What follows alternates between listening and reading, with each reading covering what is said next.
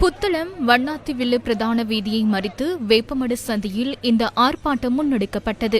நூற்றுக்கணக்கானோர் இதில் கலந்து கொண்டிருந்த நிலையில் ஆர்ப்பாட்டத்தால் குறித்த வீதியுடனான போக்குவரத்தும் சில மணி நேரங்களுக்கு பாதிக்கப்பட்டிருந்தது.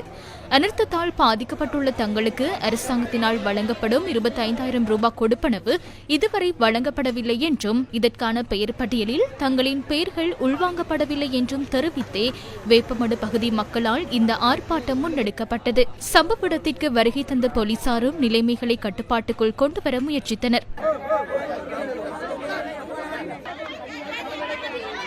ஆர்ப்பாட்டம் நடைபெற்ற பகுதிக்கு புத்தளம் பிரதேச செயலாளர் சம்பத் விஜயசேகர வருகை தந்து குறித்த பிரச்சினை தொடர்பில் அவதானம் செலுத்துவதாக தெரிவித்தார்.